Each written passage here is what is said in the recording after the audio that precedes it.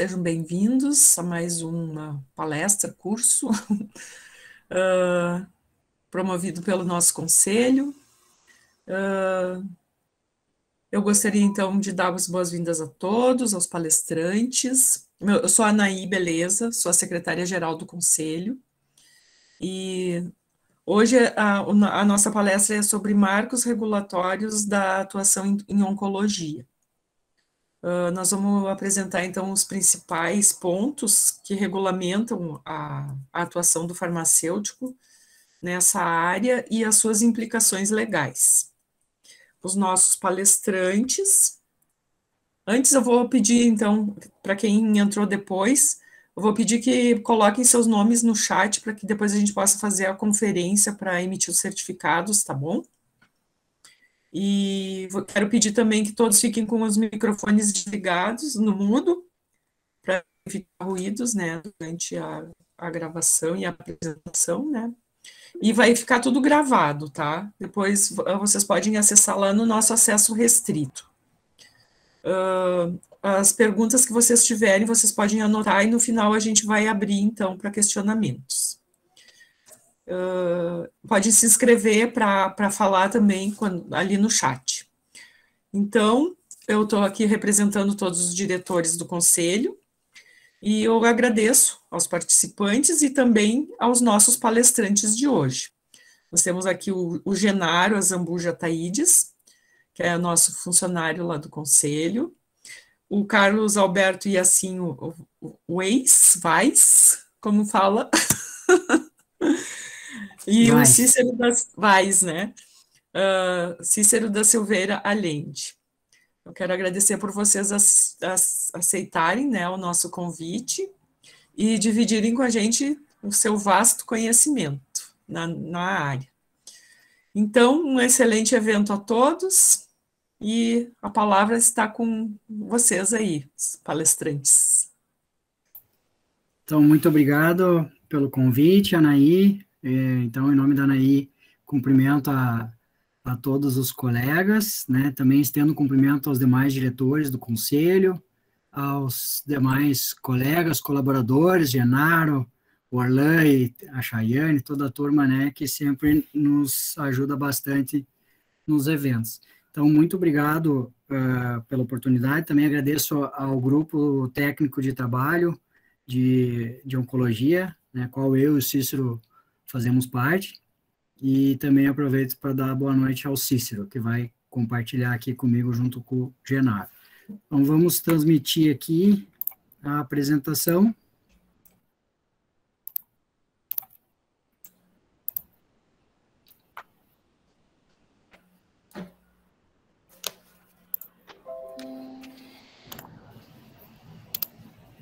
Todos vendo bem? Sim, tá perfeito. Então, vamos iniciar. Então, hoje vamos falar sobre os marcos regulatórios para a atuação do farmacêutico em oncologia. Então, como eu adiantei, eu, Carlos Weiss, vou falar um pouquinho para vocês sobre esses marcos, com o auxílio do colega Cícero Allende e também do Genaro Ataídes. Então, como eu falei, essa palestra é promovida pelo Grupo Técnico de Trabalho em Oncologia. Esses são o time de farmacêuticos que compõem o grupo. Então, Cícero, Fernanda Goller, Fernanda de Paula, a Laura, a Maide e também a Simara. O objetivo dessa live, então, é apresentar os principais marcos regulatórios que regulamentam a atuação do farmacêutico em oncologia e suas implicações legais. Ok?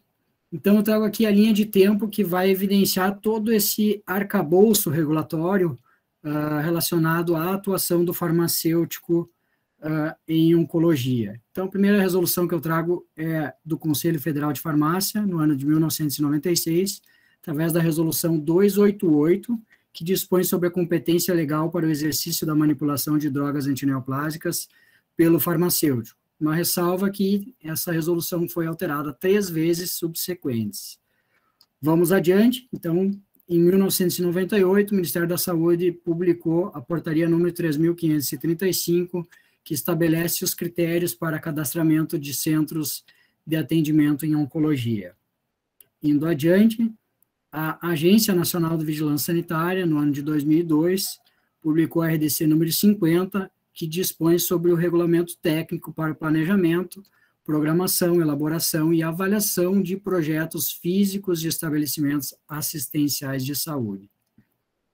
Adiante, né, a Anvisa, mais uma vez, em 2004, publica a RDC número 220, que aprova o regulamento técnico de funcionamento dos serviços de terapia antineoplásica, sendo essa resolução bem importante. Assim como a próxima, que é a RDC 67, de 2007, da Anvisa, que dispõe sobre boas práticas de manipulação de preparações magistrais e oficinais para uso humano em farmácias. Posteriormente a esse período, começam as diversas resoluções do Conselho Federal de Farmácia. Tá? Então, em 2012, a resolução 565, que dispõe sobre a competência legal para o exercício da manipulação de drogas antineoplásicas pelo farmacêutico, e dá nova redação aos artigos 1º, 2º e 3º da então antiga resolução 288 de 1996 do Conselho Federal de Farmácia. Em 2013, o Conselho Federal de Farmácia, então, publicou a resolução 585, que regulamenta as atribuições clínicas do farmacêutico e dá outras providências. Já em 2016, o CFF publicou a resolução número 623, que deu nova redação ao artigo 1º da resolução CFF 565 de 2002, estabelecendo titulação mínima para atuação do farmacêutico na oncologia, que gerou bastante comentários, né, dos colegas farmacêuticos. E em 2017, a então resolução número 640 do Conselho Federal de Farmácia, que está vigente até hoje, que dá nova redação ao artigo 1º da resolução 623 de 2016, estabelecendo a titulação mínima para atuação do farmacêutico em oncologia. Então, em linhas gerais, essa é a linha de tempo dos marcos regulatórios, tá, dos 9 marcos regulatórios que iremos abordar aqui. Então, vocês fiquem tranquilos que essa apresentação vai ser disponibilizada pelo Conselho, né? Então, todas essas RDCs e legislações, resoluções do Conselho, elas estão aqui com seus hiperlinks salvos, então vocês vão ter acesso na íntegra a essas legislações. Então, antes que os colegas comecem a gritar, né, ou até mesmo pegar no sono, então tranquilizem-se, nós vamos abordar rapidamente essas principais legislações e com alguns tópicos, né, e aí vamos abrir para os comentários do Cícero e do Genaro, para posteriormente abrir para as perguntas e respostas, também vocês fiquem à vontade para questionar, tá? Então, vamos lá. Primeira resolução do Conselho Federal de Farmácia, no ano de 1996, resolução número 288, que dispõe sobre a competência legal para o exercício da manipulação de drogas antineoplásicas pelo farmacêutico. Então, aqui no cantinho embaixo, todas as resoluções também vai ter o seu link, para facilitar para vocês.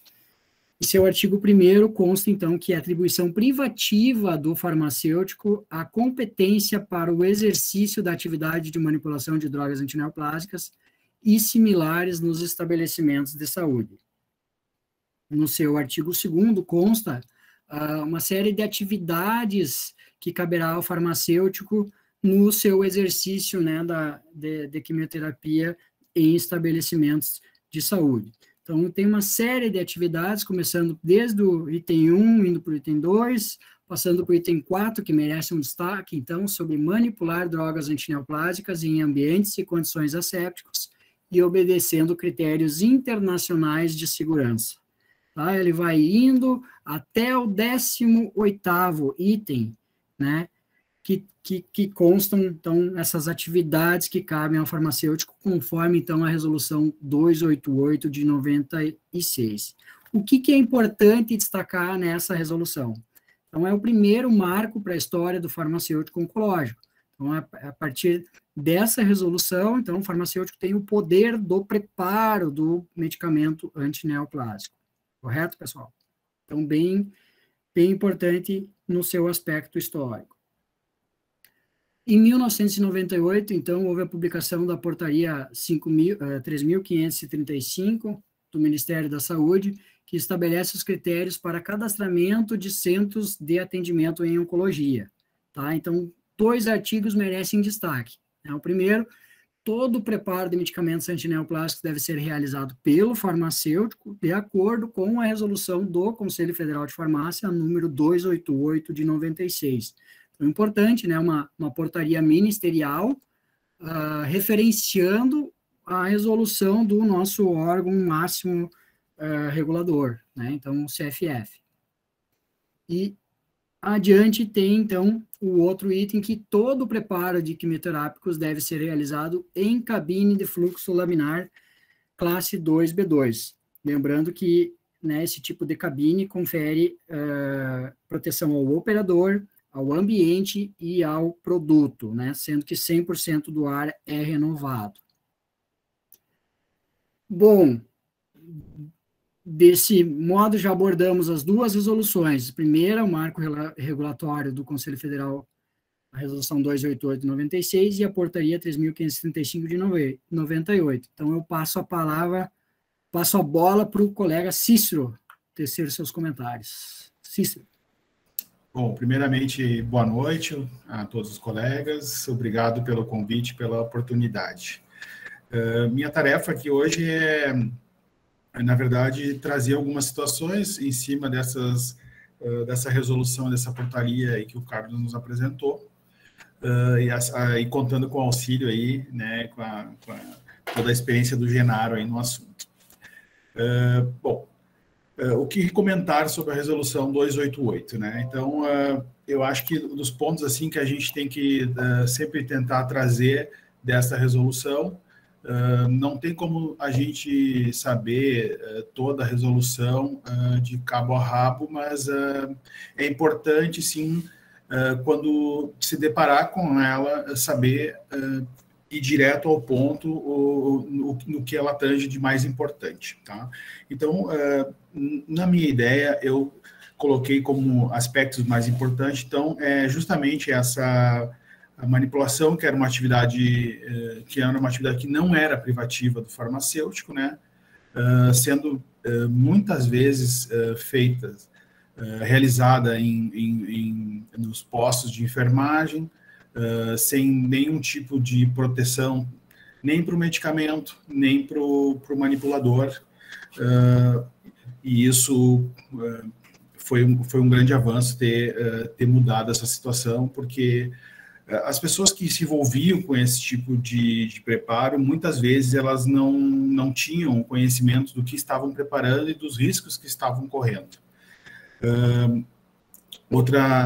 Acho que outro gancho importante da gente sempre lembrar em relação a 288 seria, então, os critérios técnicos de segurança, né, onde ambientes e condições assépticas obedecendo aos critérios técnicos internacionais de segurança. Isso também é um avanço muito importante, porque se a gente for pensar de alguma forma, a segurança para o manipulador e para o medicamento, ela vai trazer por consequência a segurança do paciente, né? Então, porque vai conferir ao produto, né, que é o produto final, né, o medicamento, toda essa parte estéril do preparo, enfim, e por consequência trazendo esse benefício para o paciente. Né? E a contribuição no aperfeiçoamento de medicamentos, que eu também colocaria faria esse apontamento em relação à participação do farmacêutico na parte científica, na atuação científica no marketing e suporte de quimioterapia. A nossa experiência ao lidar com esses medicamentos diariamente nos proporciona fazer contribuições para o setor e trazendo, inclusive, para a indústria farmacêutica detalhes desse dia a dia, dessa manipulação desse medicamento e podendo contribuir no avanço, né, vários medicamentos que há um tempo atrás, por exemplo, eles não eram de pronto uso, hoje passaram a ser pronto uso, fazendo com que a dose do medicamento fosse mais precisa, assim, né, quando manipulado por nós, então, aumentando uma eficácia na segurança, né. Em relação a 3.535, eu gostaria, então, de trazer, então, essas duas situações que o Carlos apontou ali, que eu acho que são as principais, em relação a que todo o preparo do medicamento deve ser realizado pelo farmacêutico, e em relação à utilização da cabine de fluxo laminar, né? Também fiz mais alguns apontamentos em relação às rotinas de funcionamento, né, que seriam escrita, né, que seriam os POPs, né, que contemplariam, então, procedimentos médicos, enfermagem, condutas terapêuticas, a parte de armazenamento, controle e preparos de soluções de quimioterapia, né. Também fiz uma ressalva em relação a que achei importante dentro dessa portaria, seria em relação aos prontuários, né, que todo paciente deveria possuir o seu prontuário e nele informações sobre a quimioterapia, esquema terapêutico, dosagem prescrita e aplicada em cada sessão. Esses seriam os meus principais apontamentos desse início dessa resolução e desta portaria. E eu não sei se o Gerardo tem alguma coisa que ele queira colocar em cima disso que já foi apresentado.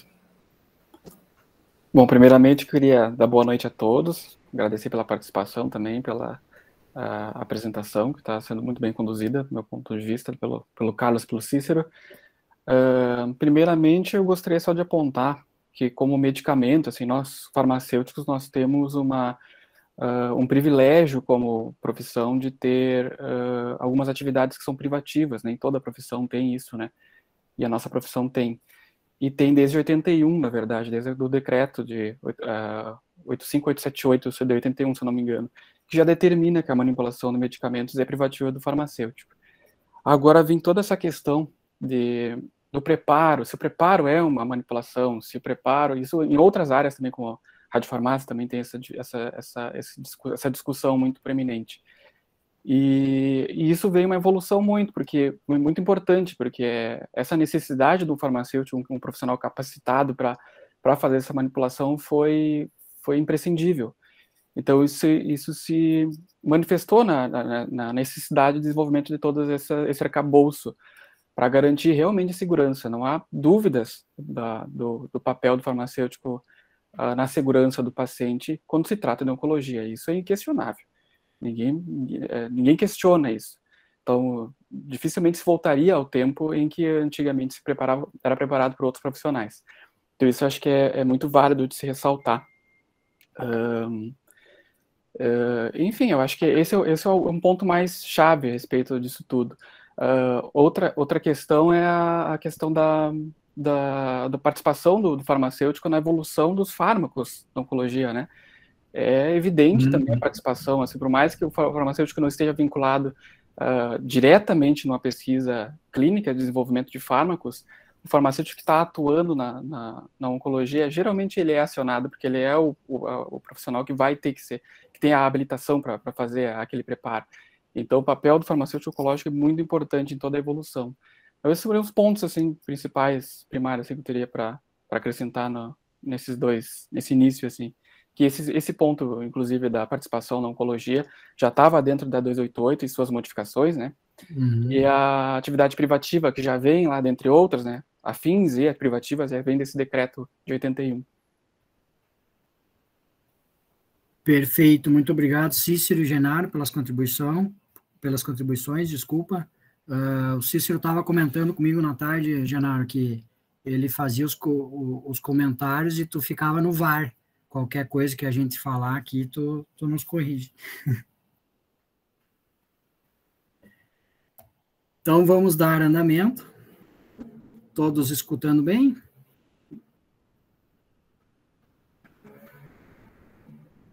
Eu acredito que sim, aqui para mim está bem. O som tá super bom.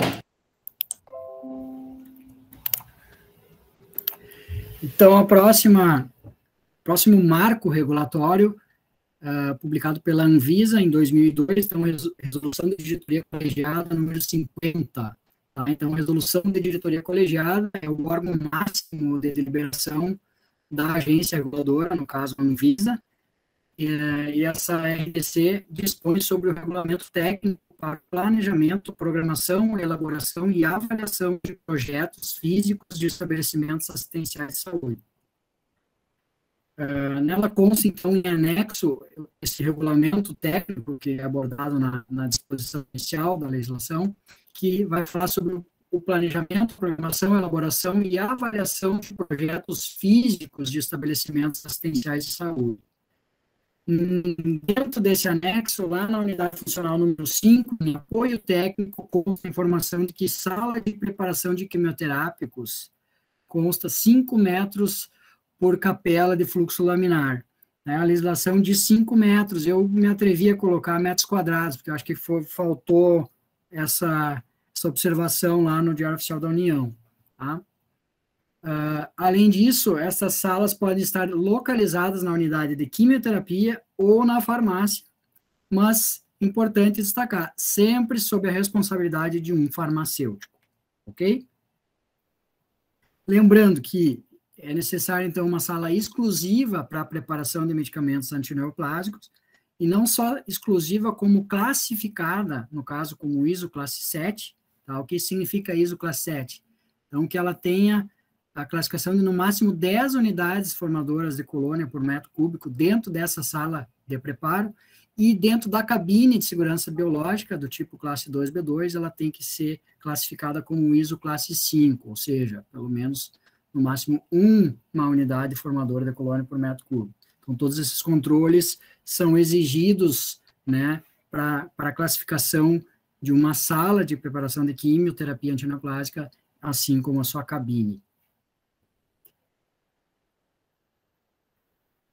Vamos adiante. Em 2004, então, a Agência Nacional de Vigilância Sanitária publicou a resolução de diretoria colegiada número 220, que foi publicada, então, em 2004, como eu falei, em setembro. Essa resolução é extremamente importante, muito comentada, né, na literatura, nos livros. Então, em seu artigo, aprova o Regulamento Técnico de Funcionamento dos Serviços de Terapia Antineoplásica e, em seu artigo 4º, ela estabelece que a construção, reforma ou adaptação na estrutura física de serviços de terapia antineoplásica deve ser precedida de aprovação do projeto junto à autoridade sanitária local, em conformidade com a RDC 50 de 2002. Ou seja, aquela legislação que acabamos de citar, ela é referenciada, né, na RDC 220, como para qualquer reforma ou adaptação na estrutura tem que atender a essa resolução. Esse marco relatório também estabelece requisitos mínimos para o funcionamento dos serviços de terapia antineoplásica, como, por exemplo, a atuação da equipe multiprofissional em terapia antineoplásica, correto? Fala sobre as atividades do farmacêutico nessa equipe multiprofissional, sempre em busca da efetividade e segurança da farmacoterapia. Além disso, aborda a questão dos requisitos de infraestrutura da farmácia, tá? Aborda questões de equipamentos de proteção coletiva e também individual, como aqui evidenciado, além de abordar aspectos sobre rotulagem e embalagem, conservação e transporte, e também sobre o controle de qualidade da terapia antineoplásica. Eu abordei um pouquinho mais rápido aqui esses aspectos da RDC 220, porque na live anterior as colegas já tinham apresentado muito bem esse ponto. Ok, pessoal? Vamos adiante. Então, em 2007, a Anvisa publicou a RDC 67, que dispõe sobre as boas práticas de manipulação de preparações magistrais e oficinais para uso humano em farmácias. Em seu artigo 2º, consta que a farmácia é classificada conforme os 6 grupos de atividades estabelecidos no regulamento técnico desta resolução, de acordo com a complexidade do processo de manipulação e das características dos insumos utilizados para fins de atendimento aos critérios de boas práticas de manipulação em farmácias. Tá?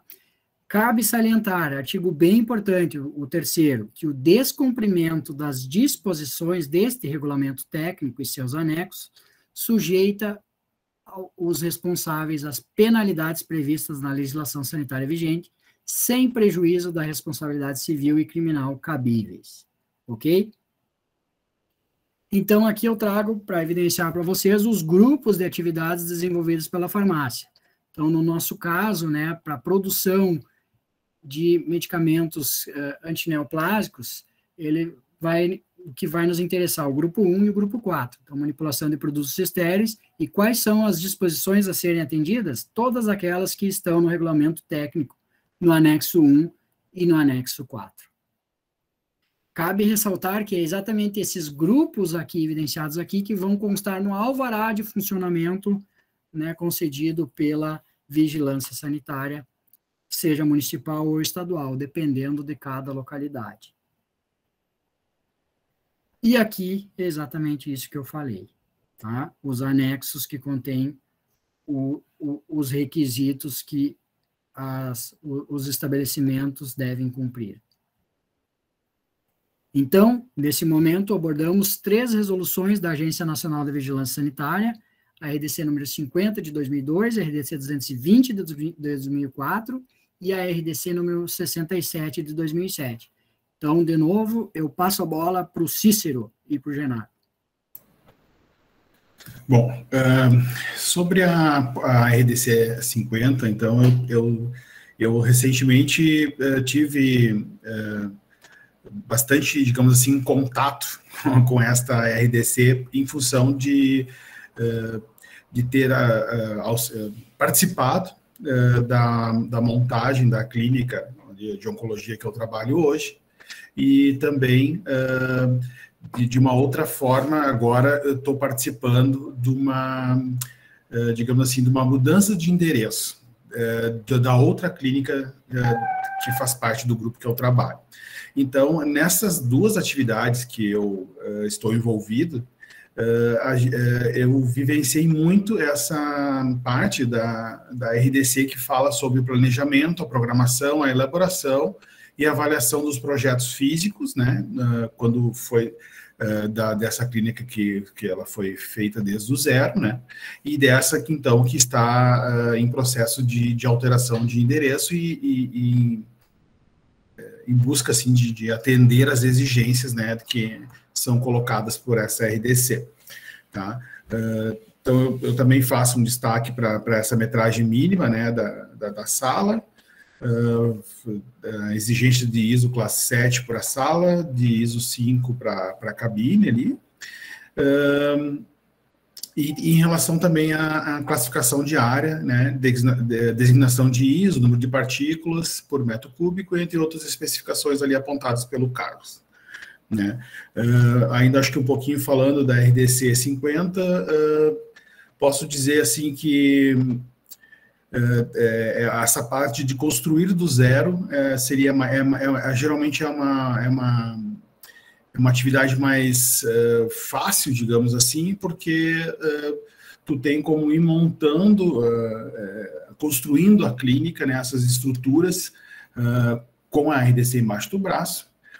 Não só a sala de preparo, mas também todos os ambientes têm uma metragem mínima a se cumprir, né, a apresentar, digamos assim, e a gente vai construindo e ao mesmo tempo esse processo ele vai dentro da vigilância sanitária, que é o órgão fiscalizador para essa RDC aí, ela vai sendo avaliada e apontando onde deve se melhorar, enfim, o que ainda falta para atender aquilo que está na RDC.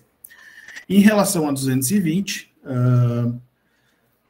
quando comecei a trabalhar com oncologia, essa me apresentaram como a bíblia dos farmacêuticos que trabalham com oncologia, né? E, de fato, então, ela regulamenta o regulamento técnico do funcionamento desses serviços de terapia antineoplásico, né?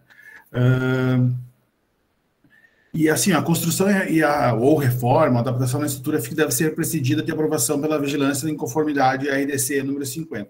Isso é bem bacana de ver essas RDCs, elas, uma encaixando na outra em relação a elas vão conversando, né? Então, é importante saber que, por exemplo, tu vai se deparar em muitas situações onde uma vai construindo praticamente a outra e elas vão tendo um link entre uma e a outra, fazendo com que seja formatado, então, a estrutura, né? Em relação às EMTA, né, que seriam, então, as equipes multidisciplinares em terapia antineoplásica, basicamente, eu já trabalhei em 2 serviços, um onde ela é composta por farmacêuticos, médicos e a enfermagem, e já trabalhei também em outro serviço que, além desses 3 profissionais, ainda tinham a parte, digamos assim, administrativa do preparo, tá? do tratamento.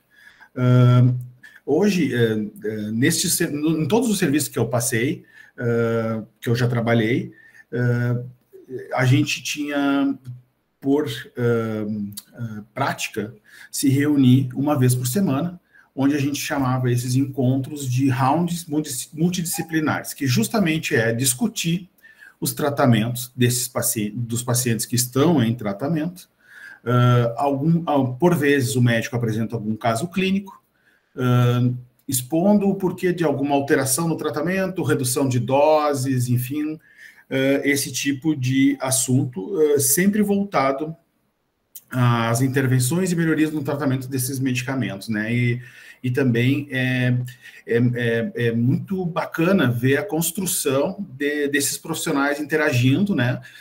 A gente trazendo algumas dificuldades, que em função, às vezes, de uma adaptação de uma dose, nesses rounds, passam, assim, ele realmente é uma coisa que abrange muita coisa, né? Por exemplo, tu pode discutir com o médico, por exemplo, uma dose, sabendo que o medicamento tem uma X apresentação, e daqui a pouco ele está prescrevendo 5 miligramas acima, o que faria não tivesse que se abrir mais um frasco, sendo que essa dose, essa redução atenderia sem nenhum tipo de prejuízo o tratamento desse paciente. Então, também entra o nosso trabalho aí de farmacêutico, colocando para o médico essas informações e, enfim, construindo tudo isso, tá? Da infraestrutura, eu acho que o Carlos já abordou também tudo em relação ao que era bem importante, assim, não vou mais tomar tempo. Em relação, então, só fazer um adendo, assim, por exemplo, manipulação da terapia, né? Eu já trabalhei com a manipulação dentro do serviço e hoje eu trabalho com a manipulação externa, né? É um pouco diferente, a gente tem que pensar muito na logística, tem que ter na mão a logística tem que ser aprimorada bastante para que tu não corra o perigo de perder o preparo, né? Porque o paciente, com certeza, a gente tem os exames dele um dia antes ou horas antes, assim, que ainda propiciem fazer o preparo. O que cerca essa segurança, digamos assim, para se preparar o medicamento. Porém, já aconteceu, por exemplo, do paciente estar clinicamente apto a receber a quimioterapia, mas sofreu uma queda em casa, algo inesperado, né? Então a gente também, quando tem o preparo fora, tem essa dificuldade, digamos assim, a mais, né? Rotulagem e embalagem, muito importante. Rótulo, já passei por vários serviços, rótulos muito ruins e rótulos muito bons. O rótulo, ele segue alguns preceitos ali de ter que, pelo menos, algumas informações básicas, né? E ele, com certeza, ele está muito ligado à segurança do paciente, né? Por exemplo, ele evita, por exemplo, de tu aplicar a quimioterapia numa pessoa que tem o mesmo nome, por exemplo, um homônimo, né? Então, a gente faz tem ali, por exemplo, bota a data de nascimento, tu já consegue ter essa barreira, digamos assim. Conservação e transporte, aí temperatura ambiente, temperatura refrigerada, e controle de qualidade da quimioterapia. Aí tu pode fazer desde uma análise só visual, quanto a outros controles de qualidade mais efetivos. 67, então, falando um pouquinho rápido sobre as boas práticas de manipulação. Então, farmácias classificadas conforme 6 grupos de atividades estabelecidos no regulamento técnico, né? Então, de acordo com a complexidade e o processo de manipulação. E o que cabe a nós, dentro da farmácia oncológica, seria, então, o grupo 1, que é que está do anexo 1, né? Boas práticas de manipulação em farmácia, e o grupo 4, boas práticas de manipulação em produtos estéreis.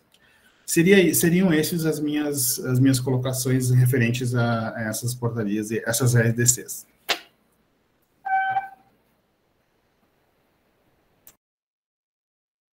Genaro? Bom, Carlos, eu só queria fazer uma sugestão, de repente compartilhar ali a tua apresentação como guia, tá? Senão fica aparecendo o teu... Aí, acho que se compartilhar como guia, acho que melhor. Mas assim, a RDC 50 foi importante para a padronização, assim, né, propriamente dita, para mostrar como é que deve ser a estrutura dos locais, e como todos devem adequar, né, como é tão importante de manter pressão, questão de todos aqueles cuidados quanto à esterilidade, né, quanto à contaminação. Então isso é muito importante nesse sentido. É muito importante também, a gente percebe muito como o farmacêutico, na questão da rastreabilidade, como o farmacêutico desenvolve alguma neurose, né, a questão da oncologia. Ele acaba gerando alguma, né, porque ele tem que cuidar tanto, então ele tem que gerar barreiras, tem que gerar alguma forma de dar rastreabilidade, de evitar o erro, então a gente fica muito, né, principalmente quando está iniciando o treinamento, a gente fica muito nervoso, assim, nesse cuidado. Então, mas é muito importante mesmo, é uma manipulação que requer muito cuidado. Então eu vi o Cícero muito bem falando que o rótulo tem informações importantes ali, de fato tem que ter, né, o volume, o tempo de infusão, o nome do paciente, e esse dado a mais, da data de nascimento, também é uma barreira que é fantástica também para a gente prevenir algumas coisas. São todos cuidados que a gente deve ter, né, mas o que a gente tem que cuidar muito é a questão da rastreabilidade nesse sentido todo, que isso está, de fato, bem descrito ali na legislação, que tem que ser em ordem numérica, né, sequencial, tudo, então tem que estar tudo registrado, e então essa questão é muito importante. E o Cícero falou também uma questão como as normas elas vão se casando, né, e de fato elas são, porque elas vão abrindo necessidades, né, é preciso regulamentar alguns campos. Iniciou, tá, privativo do farmacêutico, então esse é o serviço essencial, precisa ter certos cuidados. Se identificou a necessidade de um cuidado especial com relação a esse tipo de medicamento. Tá, como é que tem que se montar uma estrutura? Então veio a EDC 50. Então, mas como é que se faz o preparo? Quais são os cuidados do preparo? Veio a 220. Então as coisas vão sendo regulamentadas, assim como outras áreas que vão surgindo para o farmacêutico, né? Que nós temos mais de 100 áreas possíveis de atuação. Mas meus comentários eram mais nesse sentido, assim.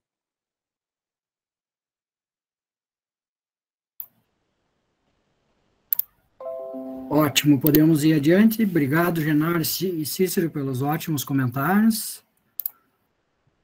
Vamos adiante, então. E aí, então, a partir de 2012, nós temos uma série de publicações de resoluções do Conselho Federal de Farmácia. Tá? Então, a resolução 565 de 2012, da nova redação dos artigos 1º, 2º e 3º da, então, antiga resolução 288, lá de 96, tá? E como que ficaram esses artigos? Então, primeiro, é a atribuição privativa do farmacêutico o preparo dos antineoplásicos e demais medicamentos que possam causar risco ocupacional ao manipulador, teratogenicidade, carcinogenicidade e ou mutagenicidade nos estabelecimentos de saúde públicos ou privados.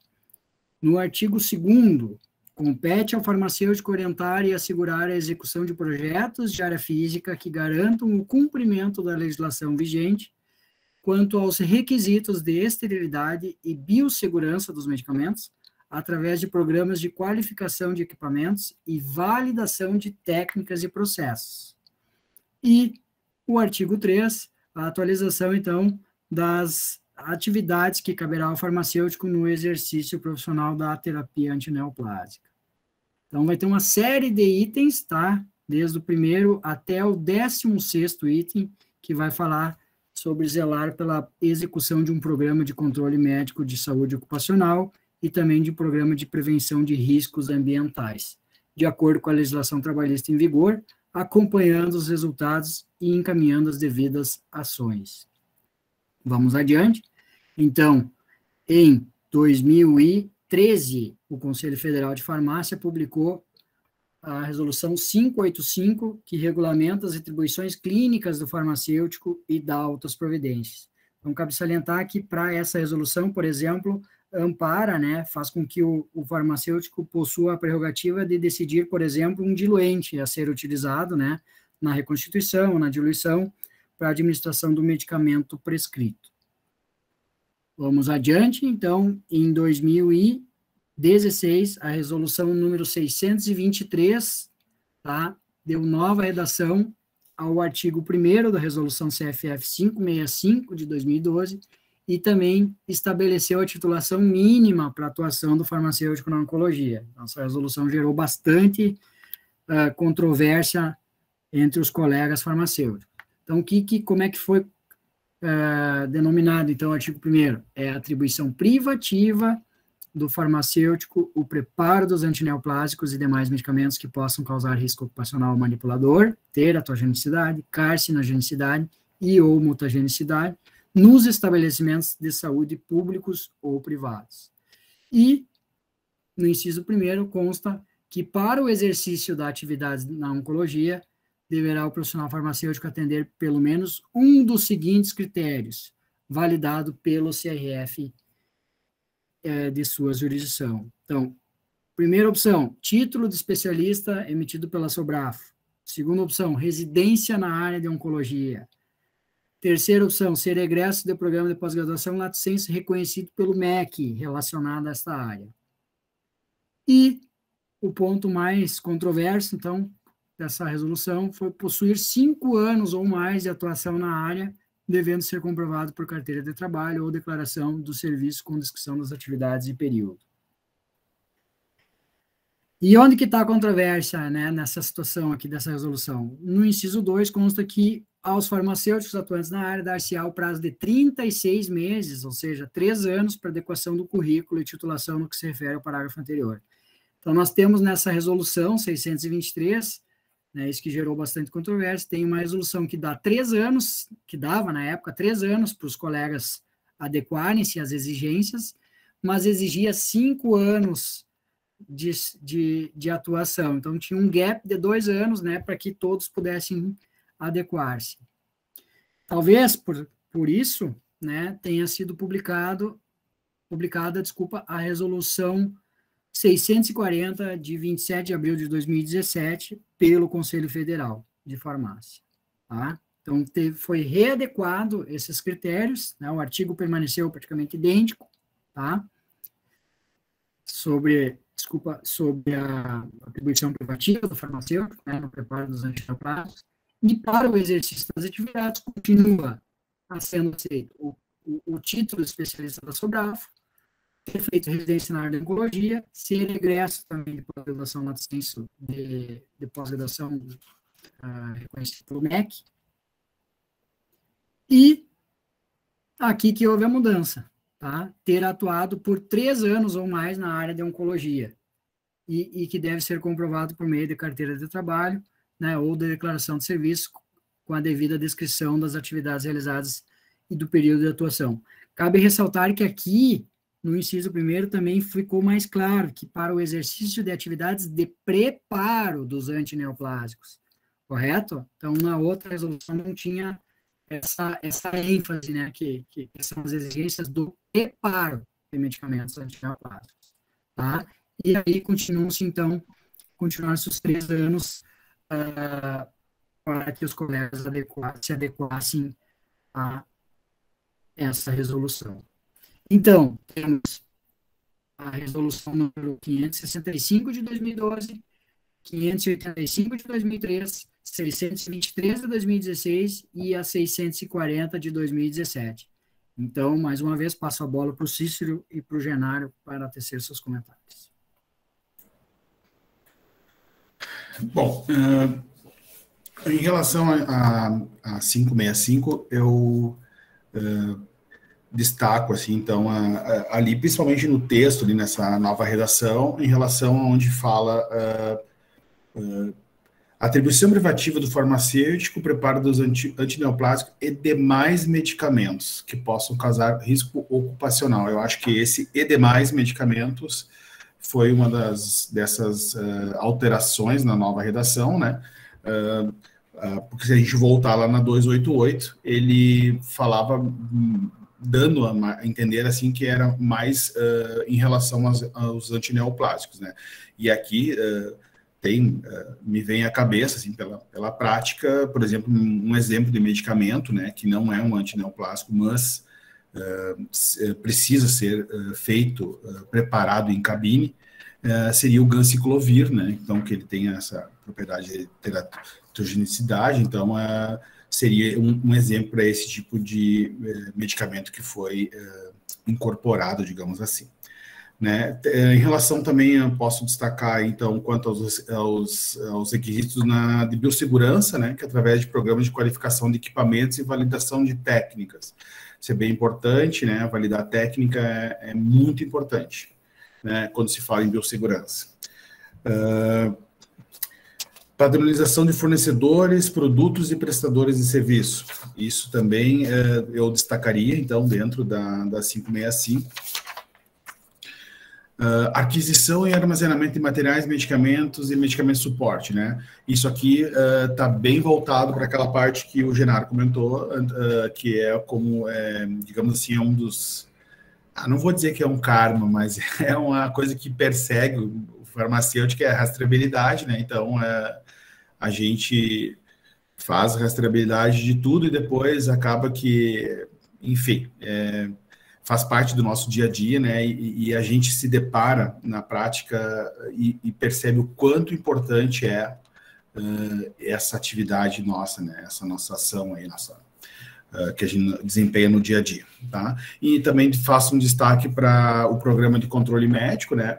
Acho que para ficar assim, um pouco mais didático, quando a gente pensar em programa de controle médico, de saúde ocupacional, vamos sempre fazer uma associação a exame médico do periódico, né, o admissional, demissional, troca de função também, ele fica dentro do PCMSO, e do PPRA eu poderia, então, trazer como exemplo, então, a ficha dos produtos, né, que a gente usa para fazer a limpeza do ambiente lá, da cabine, enfim, de toda a farmácia, do ambulatório. A ficha de entrega e controle de EPIs também ficaria dentro do PPRA. Né? Trouxe exemplos porque eu acho que é mais fácil para a gente linkar. Em relação a 585, então, ali são as atribuições. Né? Então, eu, hoje, relendo algumas coisas, eu me deparei assim, então, em um exercício, né? O que seriam atividades farmacêuticas, né? Seriam ações do processo de trabalho. Depois, o que seriam serviços, né, que são atribuídos ao farmacêutico? Então, são um conjunto de atividades. Repare que uma coisa vai encaixando na outra. E as atribuições, então, seriam então, os diferentes serviços clínicos farmacêuticos, né? Um exemplo dessas atribuições, né, que essa portaria nos traz, seriam, por exemplo, o acompanhamento farmacoterapêutico, a conciliação terapêutica, muito importante, né? Destaco também, assim, que ela tem como centro das suas atenções o paciente. Relação humanizada, cuidado direto ao paciente, uso racional de medicamentos, redefinição da sua prática a partir da necessidade do paciente também, família, cuidadores e da sociedade. Farmacêutico e paciente compartilham a decisão e a responsabilidade pelos resultados. Né? Isso aqui a gente vê bastante quando o serviço tem farmácia clínica, né? E tem essa parte de dispensação de via oral, a gente percebe bastante esse compartilhamento dessas decisões, né? Com o paciente, né? Na adesão do tratamento. Atribuições clínicas do farmacêutico, então, em destaque, a promoção, a proteção e a recuperação da saúde, além da prevenção de doenças e de outros problemas de saúde. 623 e 640, eu vou ser breve e penso, sim, que as principais alterações ali, então, seriam relativas, então, principalmente a diminuição dessa exigência, né, de experiência, digamos, na área, né, de 5 para 3 anos. Entendo, assim, que a gente, realmente, para atuar no serviço, a pessoa precisa, no meu ponto de vista, muito mais do tempo de atuação na área do que, às vezes, uma pós-graduação, por exemplo, né? Então, porque não adianta, a prática, ela que vai te dar todo ali o know-how para que tu faça um produto, enfim, e consiga contemplar, de fato, toda essa rede de proteção, essa rede de cuidados, enfim, com o preparo, com técnicas, é o dia a dia. Isso aí é o dia a dia. Eu sempre costumo fazer uma correlação a dirigir, né? Quanto mais a gente dirige, melhor a gente dirige. E eu faço essa correlação e acredito muito nela. Então, em relação a 640, então seria isso que eu falei, então seria essa redução do tempo aí para 3 anos. E seria isso, eu não quero me estender muito, até porque o tempo está voando. Genaro? Então, em virtude do tempo, muito brevemente, assim, eu queria... eu acho que vocês comentaram muito bem agora essas resoluções, fizeram comentários perfeitos. Que eu falaria, assim, eu acho que seria importante contribuir na relação à farmácia clínica, que eu vejo, assim, como uma das maiores evoluções do farmacêutico nos últimos anos, e é impossível desvincular, não atribuir isso também, isso aconteceu muito dentro do ambiente hospitalar, né, e é cada vez mais importante na oncologia, que é onde a gente vê essa interação dos rounds, que o Cícero falou há pouco tempo atrás também, que é onde o farmacêutico se mostra para as equipes, né? Ele mostra, gera uma vitrine da farmácia, provavelmente de toda a farmácia, né? Quando ele vai para o round, porque muitas vezes o farmacêutico está lá na dispensação, né? A gente está falando de hospitais pequenos, que é a grande maioria tá ali com as suas tarefas e dando conta de aquilo tudo, mas no momento em que ele desenvolve uma CAF dentro do hospital e aí desenvolve uma farmácia clínica, aí a gente vê que o valor do farmacêutico cresce. E na oncologia isso é imprescindível também.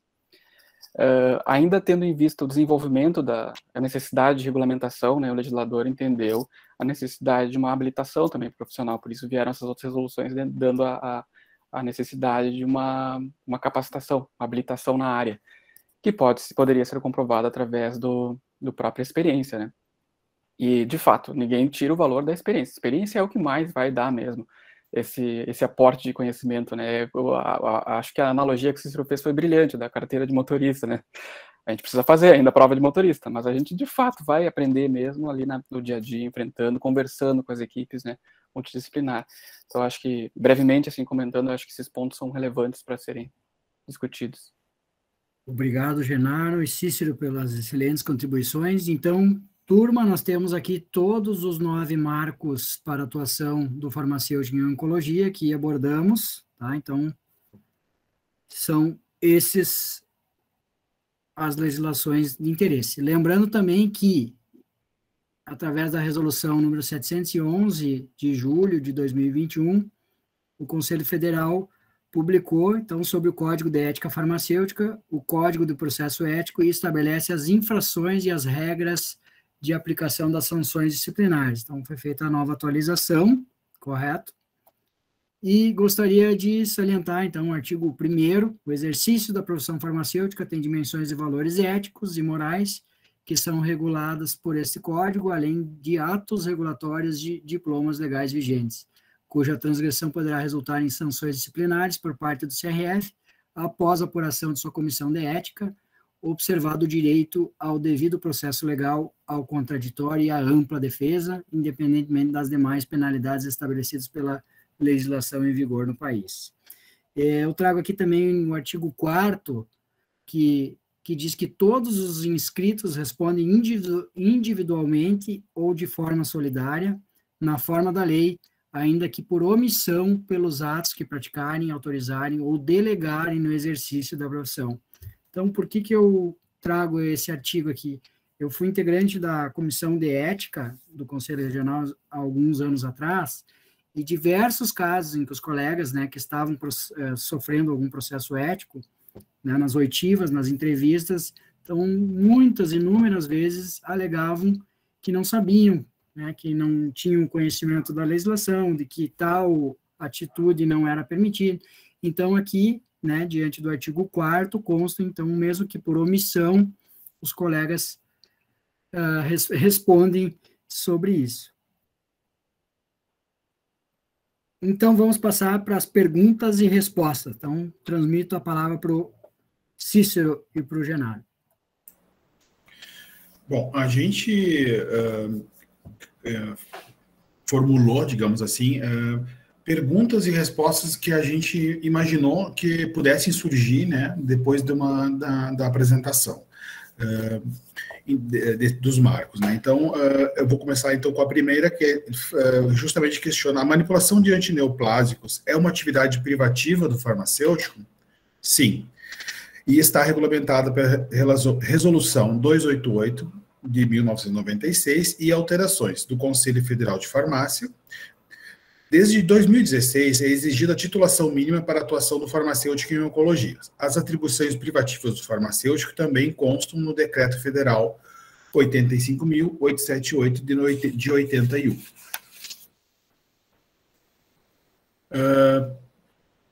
Genaro, qualquer coisa tu me interrompe aí. Qual o prazo que os farmacêuticos que atuam no segmento têm para adequar-se a essas exigências? O prazo para adequação dos profissionais que atuam na área encerrou-se em 31/12/2020. O prazo foi prorrogado até que essa data pelo ofício circular do Conselho Federal de Farmácia. Caso o estabelecimento receba fiscalização e não possua farmacêutico com averbação da especialidade, o que pode acontecer? O estabelecimento com atividade de manipulação de antineoplásicos e não possuir farmacêutico habilitado será notificado na forma de intimação devido à transgressão de normativa vigente. Além disso, o profissional que atuar na área sem a devida capacitação averbada junto ao Conselho Regional de Farmácia do Rio Grande do Sul fica sujeito a penalidades previstas no Código de Ética Farmacêutica. A resolução número 640 de 2017 do Conselho Federal de Farmácia traz como critério para averbar capacitação através de experiência profissional se comprovar ter atuado por 3 anos ou mais na área da oncologia. O profissional que hoje não possui habilitação, mas atua na área, assim que completar os 3 anos, pode solicitar a averbação? Não. O entendimento é considerar período de atuação completo até a data limite prevista em normativa, 31/12/2020. Então, se o profissional possui comprovação de atuação na área por 3 anos ou mais, completos até 31/12/2020, mas não solicitou a averbação, ainda poderá solicitar? Sim. Estando com o período completo dentro da data limite, poderá ser averbado. Será aceito que apenas o farmacêutico responsável técnico da empresa tenha a averbação e os demais não tenham? A exigência é de que todos os profissionais envolvidos na manipulação de antineoplásicos, possuam a averbação regulamentar. É permitido que o farmacêutico RT do Serviço de Oncologia não possua a averbação se ele não estiver envolvido na realização desta atividade privativa de manipulação de medicamento antineoplásicos, não há problema. Será aceito que apenas um farmacêutico possua averbação para oncologia e os demais não? A orientação é que a instituição tenha dimensionamento da equipe compatível com o serviço prestado, para que permaneça sempre regular, inclusive nas situações de contingência, como férias e afastamento. Fazendo essa última pergunta e resposta, também tem a situação da gente fazer o rodízio, né, dos farmacêuticos, quando o serviço tem um grande volume de preparo, né, a gente estipula ali um tempo para cada colega ficar na cabine, enfim. Então, também eu acho que cairia dentro aí dessa pergunta e resposta. E eu acho que uma das coisas que durante os nossos encontros, né, Carlos e Genaro, uma das coisas que a gente, foi um dos primeiros assuntos que nós abordamos ali, foi em relação a quem deveria estar digamos assim, apto a realizar a prática da manipulação, né? se era o RT, se era quem sentava lá na cabine para fazer o preparo, enfim. Então, eu acho que ali, nessas duas perguntas e respostas, ficou claro que a verbação ela tem que ser do farmacêutico que está no preparo, né? Não sendo exigido para o RT, caso ele venha a não ter, né? Mas daí também ele não pode se envolver nessa atividade. Seriam essas as minhas colocações. Perfeito. Genaro, quer complementar mais alguma coisa?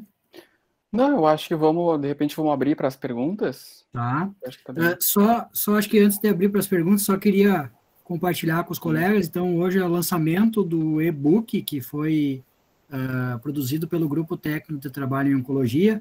Então, essa é a primeira edição, tem todos esses marcos regulatórios para atuação do farmacêutico em oncologia. Aqui estão as 9 legislações que abordamos e as perguntas e respostas que o Cícero comentou.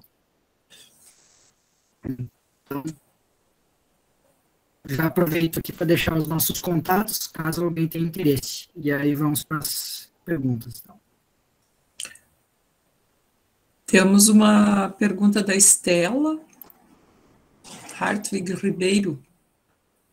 O estágio do curso de pós contaria como aulas práticas para conseguir autorização para atuar como farmacêutico oncológico, tendo em vista que a carga horária contemple o exigido? Tem que ver, Estela, tudo bom, Estela? Na verdade, tem que ver como é que o curso vai registrar esse estágio. Se for como atividade de manipulação, poderia ser contabilizado.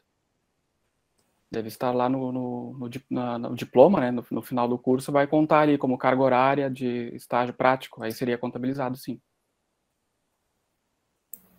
Tem até alguns cursos que acabam de pós-graduação, né, que contemplam essa atividade prática. Se, por exemplo, já a pessoa já tem esses 3 anos de experiência, né, ele acaba até, por vezes, liberando a pessoa, né, o colega, de ter que fazer, assistir, enfim, participar dessa atividade prática, né.